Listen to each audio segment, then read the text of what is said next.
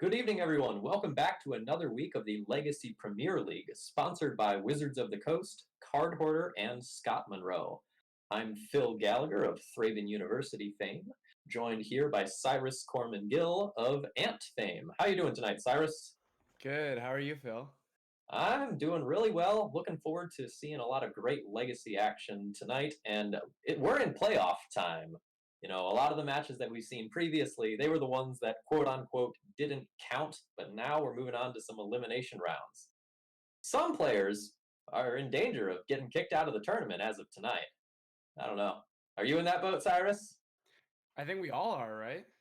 All of us are, minus Julian and Pleasant Kenobi. Why don't we take a look at our playoff bracket here? So you'll see that there is a winner and a losers bracket here. So Julian and Pleasant Kenobi are going to be facing off tonight, and they're still in that winner's bracket. So they are not playing elimination rounds tonight. However, our other three matches are elimination rounds tonight. And if you lose, you're done. So tonight we're going to see Bob versus Caleb D, Bryant Cook versus me, and Edgar versus Cyrus. How you feeling about that, Cyrus? I'm definitely pretty nervous. It's funny, this tournament, I think this tournament makes me more nervous than any tournament I've ever played. Like Finals of Tournament Weekend, Grand Prix, SCG, whatever. It's just something about playing in front of all these people with this really high stakes production against so many great players. So I'm definitely feeling nervous, and obviously Edgar is really great. So, but it's going to be fun and lots of great matches regardless. Yeah, that's something that we mention every week, but the quality of players in this tournament is absolutely astounding. You know, these are the players that you might expect to see in the top 8 of a lot of your events. So our first matchup here is going to be Elves, and now obviously that's going to be Julian, versus an Echo of Eons deck. Why don't we take a look and see what Twitter has to say about this? Oh, it looks like the people have chosen Julian this time around. Maybe the poll is hashtag rigged or not hashtag rigged. It's a little unclear. Yeah, I mean, Julian is the one running the poll in the LPL. I could see him influencing a few things here. Of note, though, the players were voting on sort of our individuals, not based on the deck list. So why don't we go over to Julian's deck list now? Let's take a look at this Elves deck. All right, Cyrus, give us the crash course, the 30-second version. What is Elves? What are we trying to accomplish with this deck list? So Elves is a creature combo deck in Legacy. It might seem kind of weird that you have all these small 1/1 creatures and it is a combo deck, but what it's trying to do is either draw a lot of cards that glimpse of nature, or just natural order into a quick Crater Hoof Behemoth. Some people like to play other Green Sun Zenith and natural order targets. Julian is electing for the kind of classic 2 Crater Hoof Behemoths. And then what makes the deck so powerful is that if all else fails, you just attack with a bunch of creatures, and there's some decks in Legacy that just can't handle that. So the floor of the deck and the ceiling of the deck are very high. It has a great mid-range plan while also being able to combo as early as turn 2, although turn 3 is more likely. Everyone tends to get caught up on the combo aspect of the deck, but this deck can also just grind you into absolute oblivion. Elvish Visionary plus Wirewood Symbiote is one of the fairest unfair things that Legacy has to offer, in my opinion. Yeah, I really like Julian's deck list here, actually. I'm usually not a fan of how a lot of people build these deck lists. I think that you kind of start to get too cute with so many 3-ofs and random 1-ofs. And I think that the backup plan of the deck is already robust enough that you don't need to play a bunch of crazy cards to make that stronger. Whereas I really like the 1 Scavenging Ooze and 1 Reclamation Sage as the main kind of silver bullet targets, because the impact they have in matchups where they're strong is so strong. And at its floor, Reclamation Sage is an elf, and Scavenging Ooze, just can, you get to a game, or even if you don't need Graveyard Hate, it just kind of, or Life Gain, you just get to the mid game and they've killed a few of your elves and you just have a 5/5. So I really like this deck list a lot. You're not seeing things like Archon of Valor's Reach in the main, which, and the sideboard, if we want to go over that in a second, is not too crazy either. Yeah, so there's kind of 2 primary Elves variants. Well, there are a few more, but the most popular 2 are sort of a traditional Elves list like we're seeing here, and the so-called Chaos Elves that does not have natural order. So this version is balanced, being able to both play a mid-range game and a combo game pretty well. Yeah, I One of think the it's things. just Oh, go wrong ahead. to not play a natural order. That card is so powerful. Like I get that, it's a card disadvantage card if it gets countered, but the inclusion of just including 3 copies of that card in your deck just makes your combo potential so much higher. And it also just makes some matchups an absolute joke. You see things like Death and Taxes where they'll just fold the natural order. Do you have any thoughts you want to say about the sideboard here? It's pretty stock in my mind, although Force of Vigor is a new addition to the sideboard. Yeah, you're mostly just seeing kind of anti-combo cards and then cards that kill things that are good against elves, like Progenitus, Abrupt Decay, Civil Library. Those are kind of your ways to go around things, First Vigor, that are killing your elves, like GTA or whatever. Whereas you have a bunch of anti-combo hate, because this deck kind of does traditionally struggle with the faster combo decks.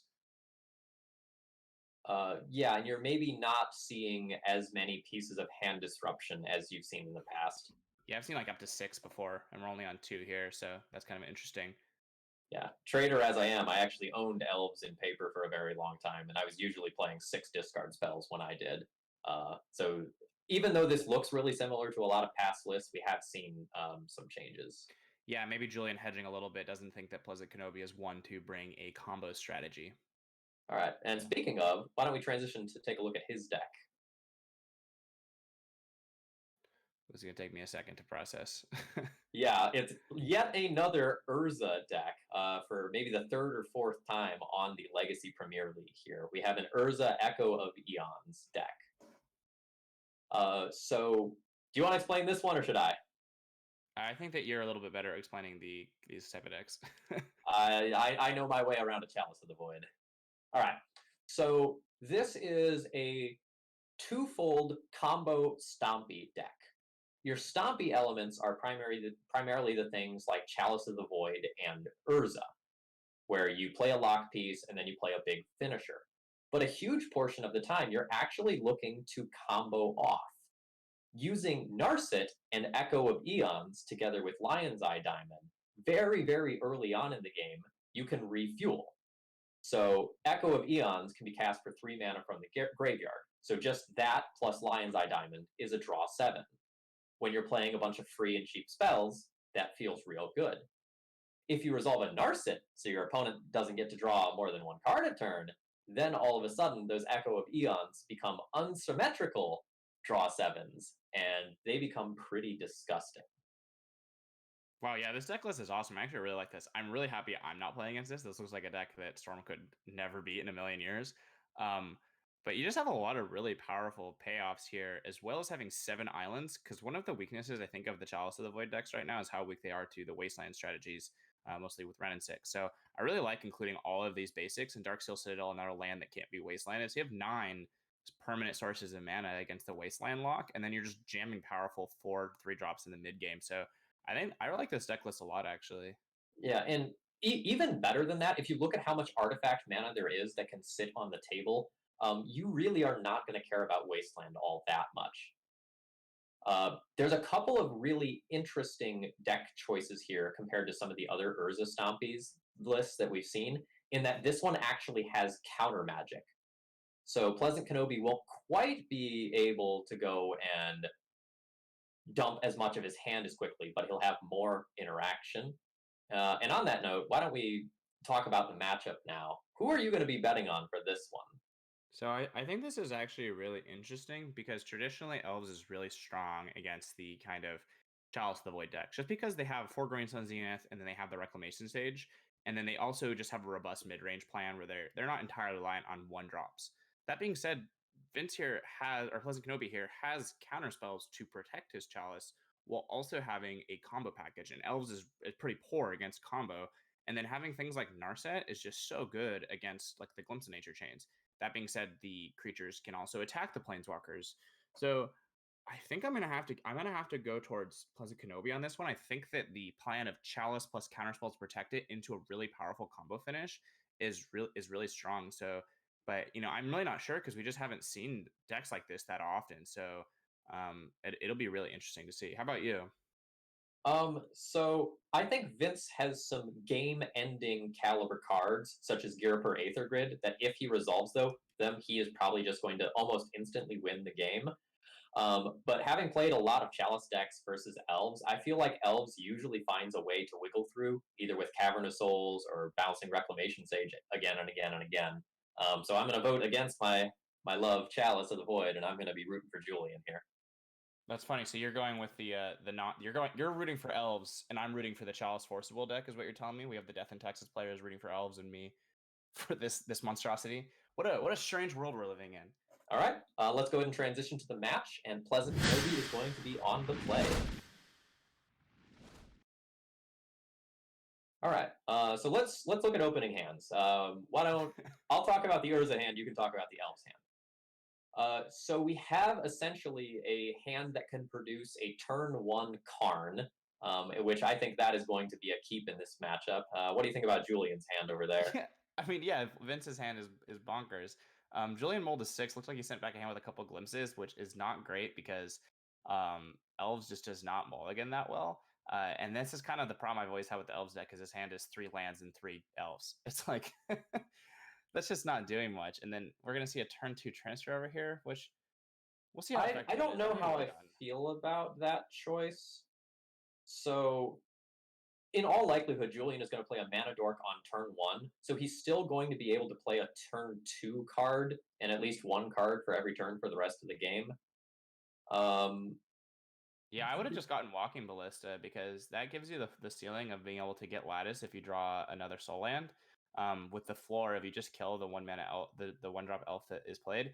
And like the downside is if your opponent plays Nettle Sentinel, but then it's like you still have a lot of other options. It'd be interesting to see what Julian leads on here. Yeah, I would have been thinking about either Walking Ballista to cast it on X=2 on turn 2, or just getting like I assume Liquid Metal Coating is in the sideboard, and just like destroy every land that Julian is going to have hitting play. But I probably would have gone with Ballista on X=2. So Vince is probably gonna go ahead. We might see Julian just get the Walking Ballista here, but you could also just play Trinisphere and plus, and then next turn, if you play the Lotus Petal first here, you're able to just have a Lattice in play, and then your Karn would be at a high enough loyalty that the Trinisphere can block one of the things. So I think that's the play I would probably make, is Trinisphere plus here. I agree with that. So one thing to keep in mind is the effective clock of this game, not the actual clock, because Vince is going to be threatening something like a Mycosynth Lattice lock very, very quickly in this game. So Julian is going to want to produce enough bodies that he can potentially attack this card a little bit and provide some degree of pressure on it so that that doesn't just immediately happen. Yeah, and it's interesting we saw Pleasant Kenobi choose not to plus on the Trinisphere here. Maybe was worried about, like, there's no creature removal game 1 or in the 75, so maybe it was just a misclick there. And there's also kind of that funny thing with Trinisphere that if you attack with Trinisphere, if it becomes tapped, it actually ceases to function, which is kind of the old templating that cards like Winter Orb and Howling Mine had. That's one of those things that you don't learn until you lose a game to it. Yeah, one time it came up with the old Tezzeret, the one that could make artifacts into 5/5s. I've been attacked by a Trinisphere before, and then I just start casting Dark Rituals. My opponent's like, hey, wait, what's going on here? So we see Julian tanking about his play here. So there's a couple of different worlds. You can play out the Quirion Ranger so that you can get something that can potentially produce more mana down the line, or you can just play out the Nettle Sentinel since it has 2 power, and if Pleasant Kenobi doesn't make a plus on his Trinisphere to turn it into a creature, potentially you can pressure the Karn a little more freely. Yeah, this plays around the Mycosynth Lattice, but then we see Pleasant Kenobi draw Urza here, which is just going to make too many blockers to really get through. Just kind of showing the power of this Stompy deck. You know, that when they have their hands with their land, their mana, and their spells work out, they just have so many powerful cards to play. Yeah. Urza was a card that when I first saw it, I kind of shrugged it off and kind of laughed it off. It's like, yeah, that's not really that much better than the other things the blue Stompy decks currently have access to. And I fully admit that I was wrong on that one now.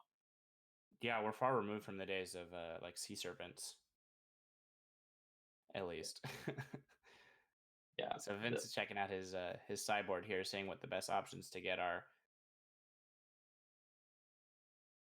Oh, interesting. The chat pointed out that Mycosynth Lattice makes it so the Nettle Sentinel doesn't untap, because it's whenever you play cast a green card, it untaps, and Mycosynth Lattice makes everything colorless. Not that would really matter as long as there's a Karn that Great Creator in play, but Oh, that's beautiful and something that I personally would have missed. I mean, I would have realized it real quick because Moto's real good about that sort of thing, but Moto and Paper Vince Magic. has a lot of options here, but it feels like no matter what he does, he's just going to win the game. So I think that the best out here that Julian has to be like drawing exactly Reclamation Stage, killing the Construct, and then attacking the Karn. It's just so hard to think about. Well, Urza still has a 1/4 butt though. Yeah, exactly. So it's not even a good attack for you. You're gonna get the Karn down to 1 loyalty.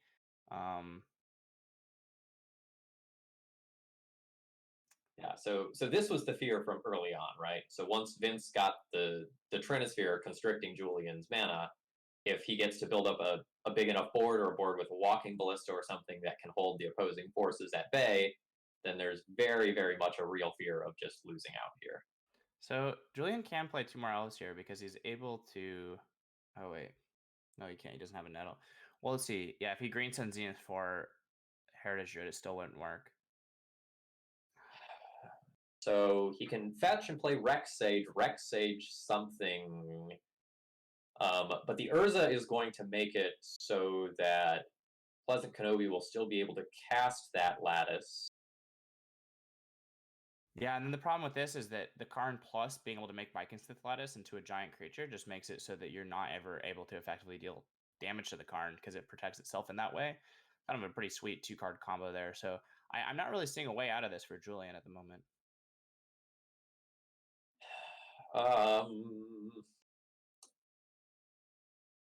I mean, we can go deep into the theoretical tank and go, well, what if Julian Rex Sages the Mox Diamond blowing it up and Pleasant Kenobi doesn't realize that he can make mana using his other cards? Like, we can start going into that sort of territory, but it's not good.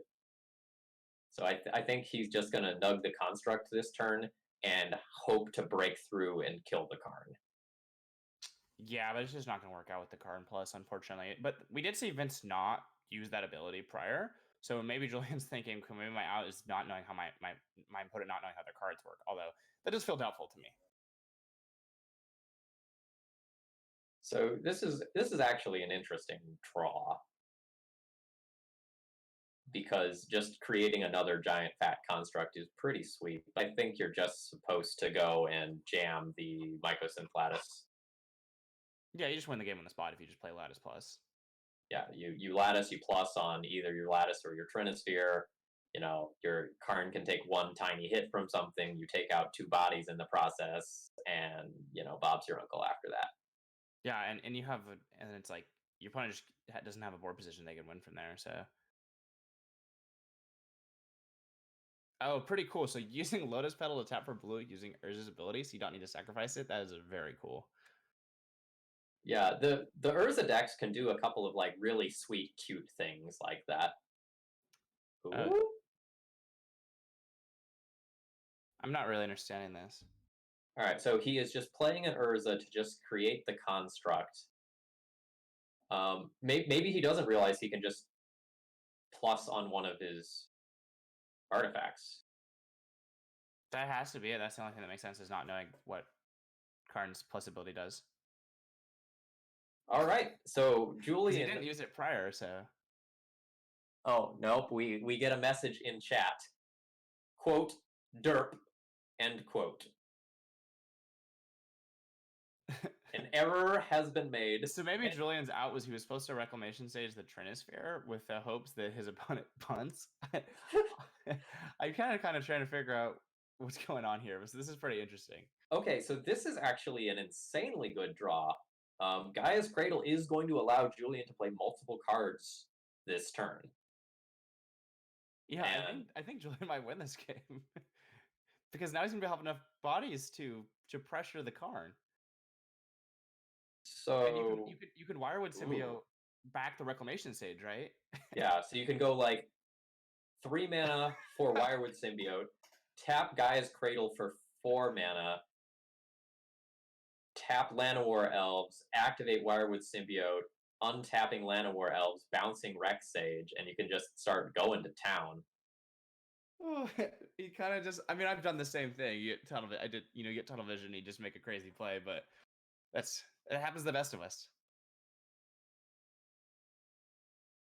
So as we saw, Elves clearly favored in the matchup. You know. I mean, the game's not over at that point, but then it's like there's still an Urza in play, but you have Wirewood Symbiote. Yeah, so there's not a way to kill the Karn this turn, right? So if you kill the Construct, you just don't have enough blockers for the Karn. This is so funny. So let's make it clear, this game is not over. Urza on its own, even without a bunch of fun toys, is still something that is very, very powerful. And the Lattice is like kind of annoying here too for Julian because it's going to turn off Green Sun Zenith and Nettle Sentinel and Natural Order. So it's like the card's other abilities that are not the Karn Lattice lock are relevant against Julian's deck in terms of the ability to combo. Well, my question for you is, would Vince actually play out the Mycosynth Lattice onto this board when like Rex Sage Wirewood Symbiote is already there? I mean, probably not, but it depends. It's going to depend a lot on his draw. I guess you're probably supposed to just activate Urza.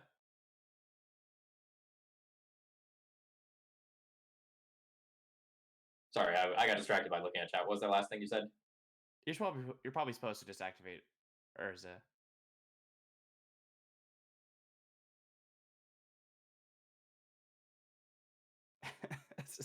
What a game. Right. So here we go. Julian is now going to go and start wreaking havoc on all of Pleasant Kenobi's permanents. So Julian can even cast this twice this turn, right? So you could go like. Yes, he can tap the Llanowar Elf. Oh wait, no, he doesn't have a way to return it to his hand again. He already used the symbiote this turn, right? Oh yeah, sorry, you're correct. Yeah. Elves have so many abilities. Elves is one of those decks. It kind of reminds me of like when combat damage used to stack, where you like play against it, and you're just like, gosh, everything was on board, and I just feel so silly, like so stupid. Like my opponent just did what their cards did on the battlefield, and then suddenly I just lost all of my permanents, and I feel like just like a goofball. So that's just kind of what Elves is like. Yeah, the first couple of times you play against a deck like Elves or Death and Taxes that just has so many moving parts, it's really easy to just mess up things with onboard tricks.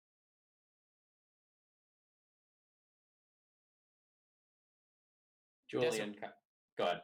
Between killing Trinisphere and killing Construct here, I actually think it's fairly interesting. He's going to go at the Trinisphere and then just get such a large board presence that he's able to attack the Karn for lethal next turn. Yeah, so he can play out the Visionary, use it to draw a card, and potentially, chain into a couple spells here if he hits something like Birchlore Rangers. Yeah, you're able to play Quirion Rangers, and you can still play the Symbiote this turn, right? Because you can untap the land world. So I think his thought process is it's like only really bad for you to draw like exactly a land. And then with the two Wirewood Symbiotes going to be in play now, you're not really that great against the Walking Ballista, which is a Karn target here. All right, so maybe what we should start thinking about now is Vince's side of the battlefield. What is he looking to draw here from this position? He could cast Echo of Aeons. I mean, that doesn't seem great to me. Well, not that card. Mox Amber is not what we're going to be looking for. Note that he does not have to go all in on the Lattice this turn.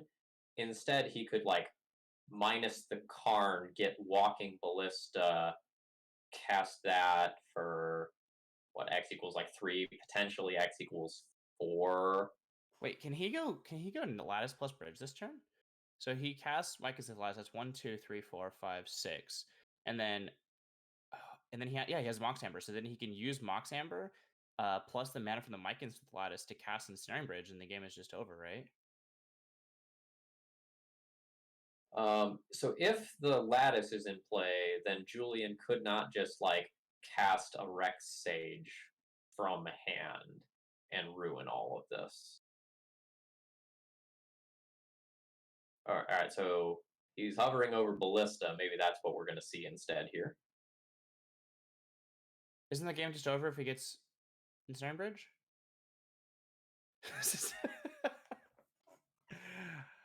Okay, so Ballista for 4, being able to kill the 2 Wirewood symbiotes is still pretty strong here.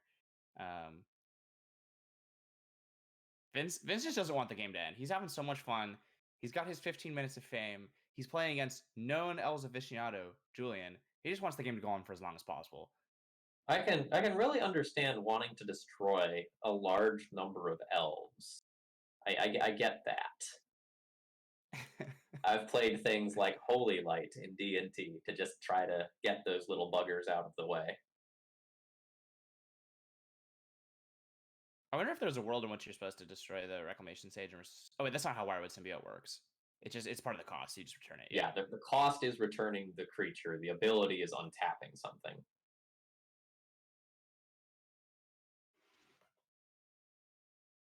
So, well, that's an interesting draw.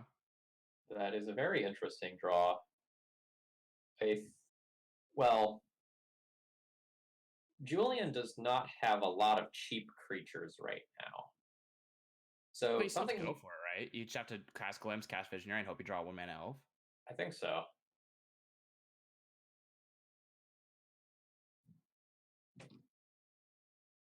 So Julian is really close to just being able to kill this Karn, but the way the Walking Ballista is working out here, if he was to attack in with both of the creatures, Vince has good blocks, and if Julian was to just play a Rex Sage on the Walking Ballista, Quirion Ranger would get pinged, and then Nettle Sentinel couldn't get through. Yeah, one of the struggles here is that you kind of want a Heritage Druid to be able to really fully combo off this turn, and Walking Ballista to be able to snipe off a Heritage Druid is pretty annoying. But maybe there's a way with like Wirewood Symbiote, where now that has been out of the hand, he drew the 3rd Wirewood Symbiote, he might be able to assemble something that works out. So we have 3 mana off the cradle, plus potentially more if he can get a Birch Lore or a Heritage Druid. Yeah, that's really what he's looking for here. That's just best possible draws. Yeah, and you see Vince. Oh, okay. So this is really interesting. Vince popped that creature, which now means that Julian can just attack in with the Quirion Ranger and the Nettle Sentinel and actually kill the Karn this turn. So by respecting the mid-range game of the Elves, and this bouncing ability. This game has just been over for Julian at like 3 separate points. It's like he just keeps finding ways to crawl back in. You know, what a game, Magic. Yeah, I have a lot of respect for Julian as a player. He's really good at wiggling out of tight spots with Elves, and that's something that we've seen him do, season after season in the Legacy Premier League. He's just truly a master of this deck, is what he's best known for. So now Karn's gone. I mean, there's still Vince still has great cards in his deck, though. Yeah, Narset is just 1 turn too late here.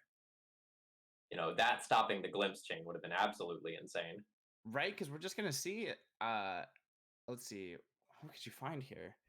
It looks like we have another Karn coming to play. That's just going to be too slow here, though, right? Does Natural Order for Cardboard probably just going to win the game on this next turn, right? I would think so, and there's like another Glimpse in hand as well. So Julian is going to have a lot of angles to attack well, from. Glimpse isn't going to be great just because of the Narset, but...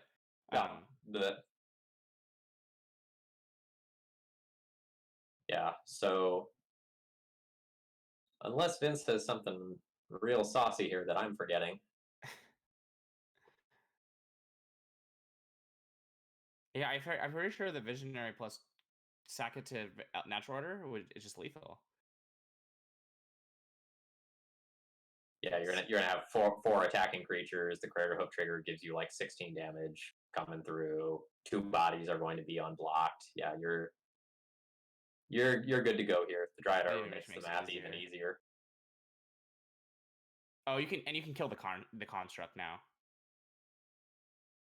That takes out a blocker. Yeah, this game's over. Oh my gosh, I can't believe Julian's gonna win this game. Oh, he found a. I mean, the out was hoping your opponent punts, and you know what? There was an out. Julian took it, and we're about to go to game 2. Yeah, I mean, oh my goodness. I stream with a lot of very questionable decks, and frequently my out is I'm gonna hope that my opponent misses something, and that really did happen this game. Never concede. I mean, I punt all the time too. It just happens. So, gosh. So it's gonna be interesting to see how Vince sideboards because he has so many.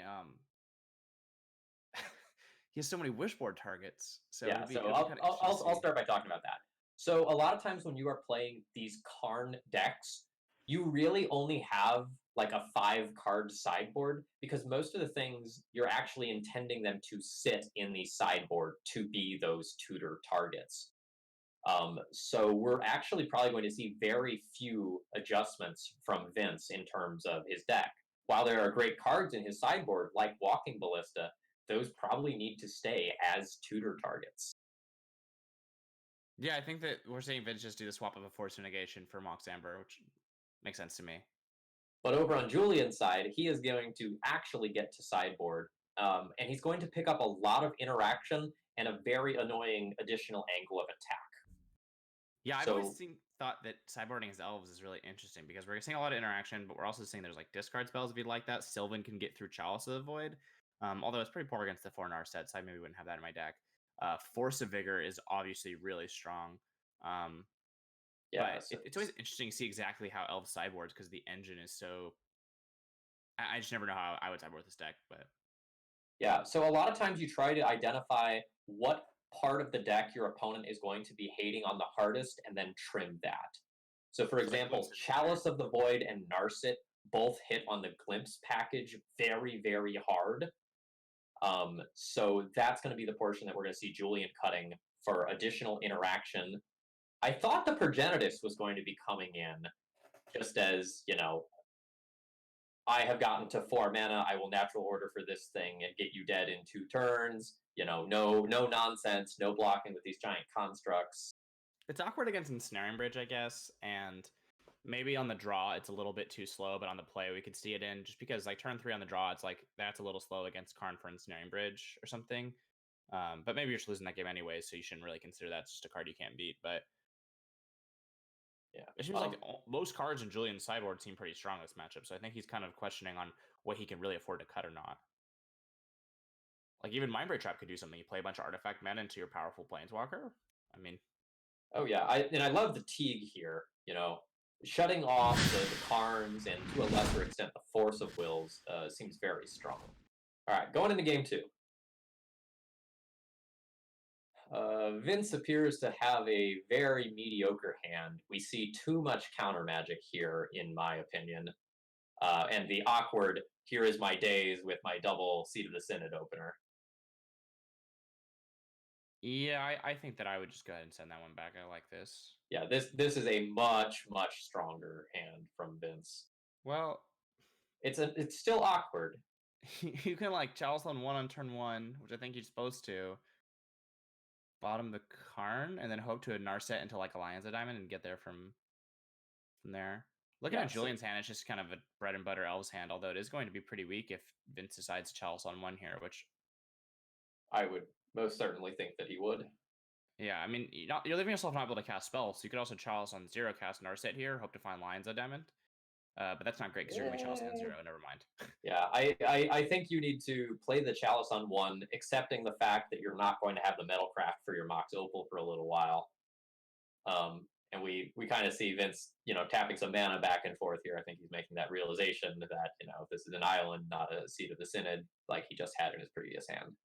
So now it's going to be kind of a race for Julian to get to 3 mana, or 4 mana to Green Sun for Reclamation Sage, or to draw, another land into an Abrupt Decay or something before Vince is able to get the mana for Narset. So playing Chalice on 0 for Mox Opal here is really interesting because it really does turn off Lions of Diamond, which is the best card to hit off this Narset.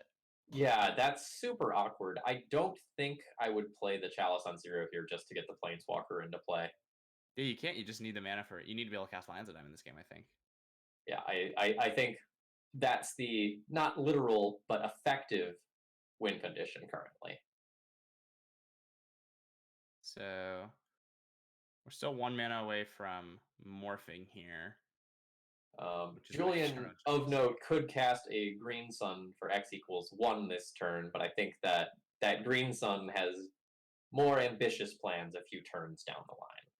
Ooh, Darksteel Citadel has to be like the best draw here. Yeah, that's a fantastic draw. It is an artifact, turning on Metalcraft. Now he gets the Narset minus, which hopefully will hit an LED. Ooh.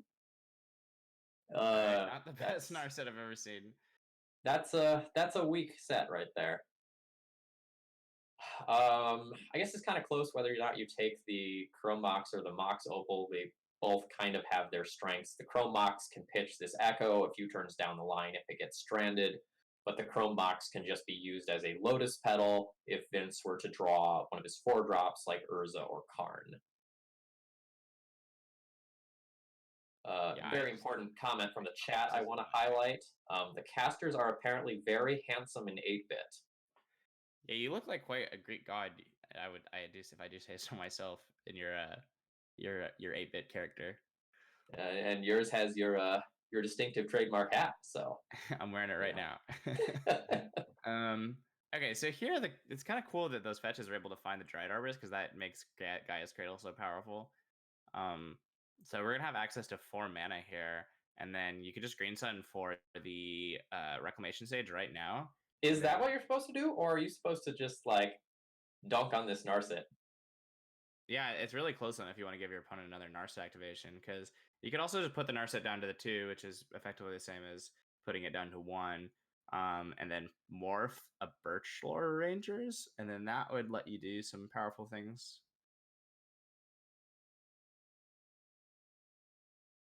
I think it's a tough decision. So I think if you're attacking, you do want to attack with both of them, right? Because you'd want to leave the Narset at 1 counter so that they can't get the activation. Yeah, I guess not. Yeah, not let him have the activation. Is worth it. So we're seeing the hovering over the Birchlore here. You can also.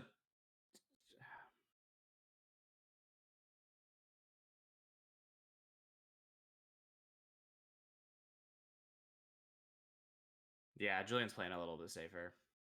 Yeah, this is the play that I would make. I don't know that Julian needs to remove the Chalice this turn. Like I don't feel like that's necessary. So here we see some of that potential awkwardness about playing the counter spells in these Stompy decks. You know, the Stompy decks traditionally have 2 major components. Well, 3 major components, right? You have your mana, you have your hate pieces, and you have your win conditions.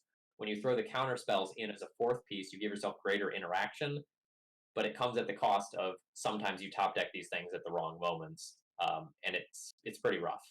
Yeah, it's kind of interesting here that Vince chose not to cast another Chalice on 1. Maybe it was just thinking, well, I already have 1, but I think I probably would have spent my mana that way.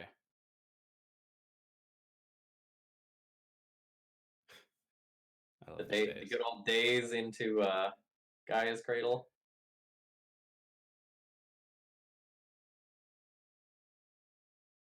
I mean, like, you'll do it, but I don't know that I would have cast that. I kind of feel like that Days is Chrome Mox fodder at this stage. Yeah, it's also not really like cutting off a color of mana. It's also not getting a card. Like, potential if he waits a little bit later into this turn. Oh, it's a fine Days, though, because it makes Gaia's Cradle tap for 1 less mana. So okay, yeah, I will. It kind of stops the combo turn here, actually. Or potential combo-ish turn.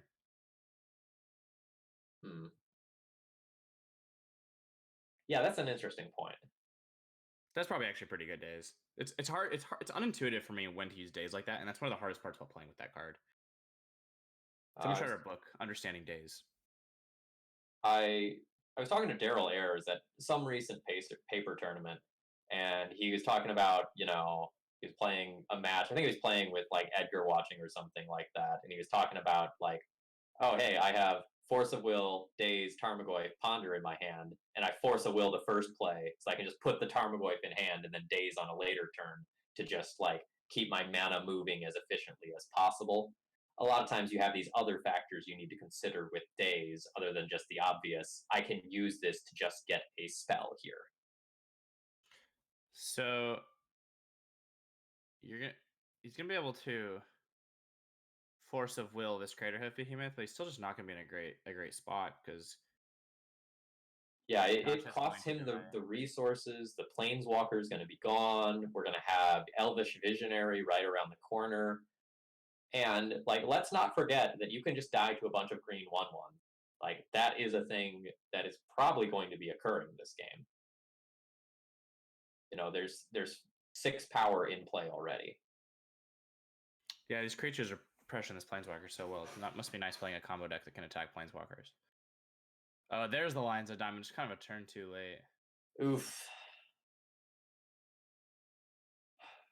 So I think you're supposed to grab the Lines of Diamond and then hope to draw Echo Valens next turn. Yeah, I think your out needs to be completely refueling here. Oh, there's another Craterhoof. There's a lot of outs here, so I don't know. I haven't done the math, but I think this might be lethal. What do you think? It looks like a lot. I'm no math wizard. I don't have to count very high playing Death and Taxes, and like you only have to count to 10, so it's hard. We're not ready for that. All right. So that's round 1 here. In just a minute, we'll get you going with another match. Cyrus, do you have any closing thoughts on that one? Wow, Reclamation Stage is really good. Yeah, I've always been super impressed by that card. You know, it's an instance where a 1-of can just have absolutely game-warping changes to your deck. All right, yes. Folks. I think we're going to go ahead and call it here. I think I'm going to be hopping on for some matches myself.